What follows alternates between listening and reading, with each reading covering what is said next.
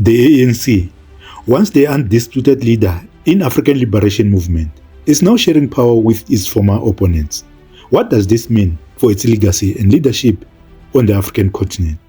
Let's dive in. Hello and welcome back to Inkari. It's time, your go-to channel for deep dives into Africa's political landscape. Today we are exploring a significant development in South Africa, the ANC's decision to form a government of national unity with the DA and Freedom Front Plus. What does this mean for the party that once led the charge for liberation, not just in South Africa, but across the entire continent? Stick around as we unpack the implications. The ANC DA government can never truly represent any sort of middle ground in South Africa. The GNU is actually not a government of national unity, but a government of neoliberal unity. It's a government united against the people of South Africa, in my opinion. And their solidarity, the GNU solidarity, is with parasitic, predatory, colonizing Western private sector power, not solidarity with their own citizens. With regards to what the GNU means in terms of socioeconomic justice in South Africa, the GNU poses a grave and imminent threat to socioeconomic justice in South Africa, in my opinion.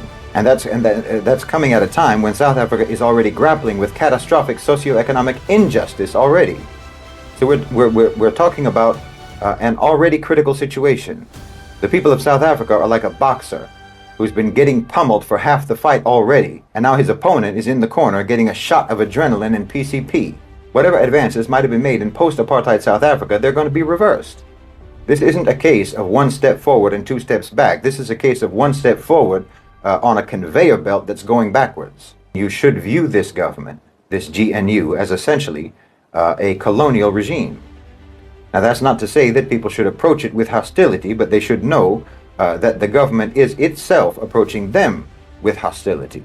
Now, that being the case, approaching the government itself in a hostile manner would only predictably result in repression, which is something that neoliberalism thrives on. Neoliberalism thrives on social chaos and crisis. To understand the gravity of this moment, we need to go back to the roots of the ANC. Founded in 1912, the African National Congress became synonymous with the struggle against apartheid and colonialism. For decades, the ANC was the face of liberation in Africa, with Nelson Mandela becoming a global symbol of resistance and freedom. But now, with the ANC sharing power with the DA and Freedom Front Plus, parties that represent different, sometimes opposing historical narratives, how will this impact its identity? Fast forward to today, South Africa is facing complex challenges: economic instability, corruption scandals, and increasing social unrest. The ANC's decision to form a government of national unity is seen by some as a pragmatic move to stabilize the country. But this coalition raises important questions. Can the ANC still claim the mantle of Africa's liberator when it's now in government with parties that historically oppose its liberation ideals? One of the key concerns is whether this coalition dilutes the ANC's liberation legacy. For many, the ANC has always been more than just a political party. It's a symbol of African resilience and self-determination. But by aligning with parties like the DA and Freedom Front Plus, which have different perspectives on South Africa's past and future, the ANC might be seen as compromising on its core values. Will this partnership weaken its influence across the continent? The ANC's leadership in Africa has been based on its uncompromising stance against colonialism and apartheid. Other African nations looked up to the ANC as a model for their own struggles. However, this new coalition might change that perception. If the ANC is seen as moving away from its liberation roots, it could lose its standing as a leader in African unity and development. On the other hand, if this government of national unity brings stability and progress, it could set a new precedent for governance in post-liberation Africa. So, what does the future hold? The ANC's ability to balance its liberation legacy with the demands for coalition politics will be crucial. This government of national unity could either be a masterstroke of inclusive governance or a turning point that marks the end of the ANC's dominance in African liberation politics. Only time will tell. The issue here is that you know that ANC is the oldest liberation organization on the continent. And in fact, even globally, when you look at political parties, ANC is a very, very formidable, well-known party. Many years, the party has been there since 1912, and it has got relations, particularly with socialist organizations or parties in other regions on the continent, with all those parties, the former liberation organizations. And also you know that most of the political parties on the continent and the struggle was modeled or was adopted by many countries following the launch of the African National Congress after 1912. And therefore there's so much belief and understanding that the ANC, and particularly South Africa in this case, must always provide leadership on specific African issues, particularly when you look at a fight to ensure that there's total liberation economically as well on the continent. And therefore, you have a situation where now Africa is saying, but hang on,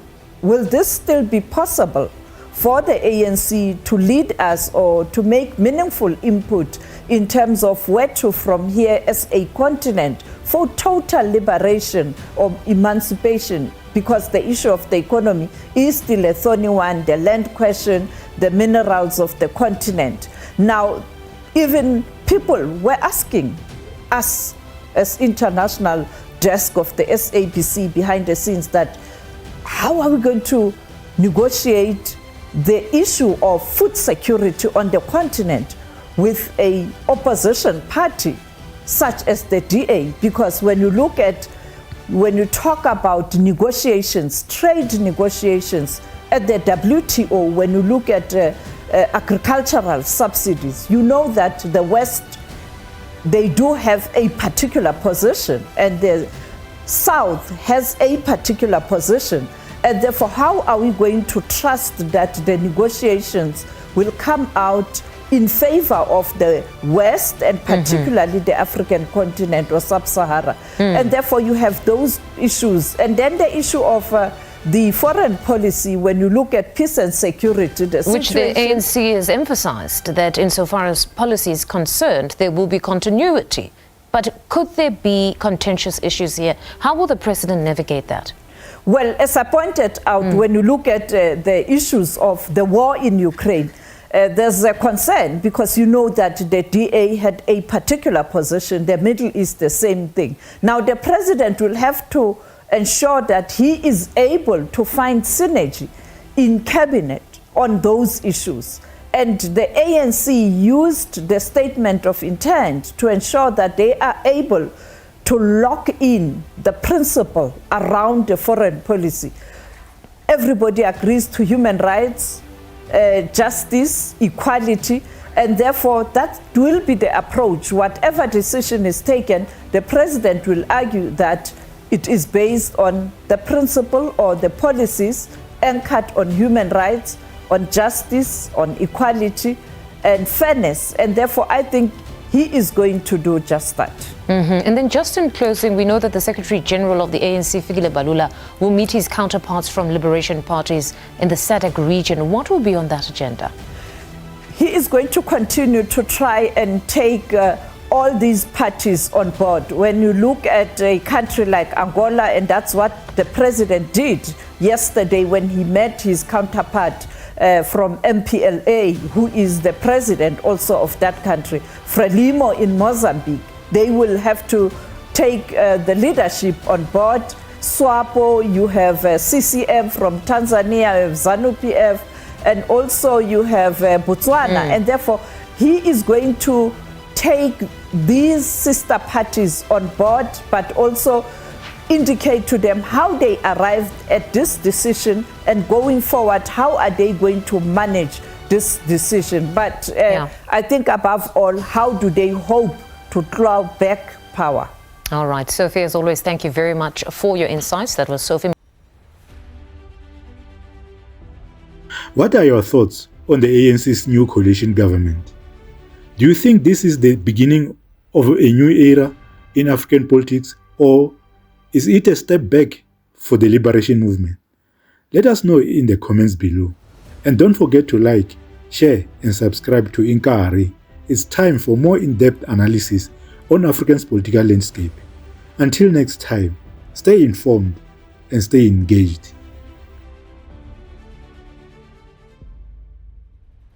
In conclusion, the ANC's decision to form a government of national unity is a significant moment in African politics. It challenges us to rethink what leadership and liberation mean in today's world. Whether this move will strengthen or weaken the ANC's legacy remains to be seen. But one thing is certain, it's a development that will have far-reaching implications, not just for South Africa, but for the entire continent.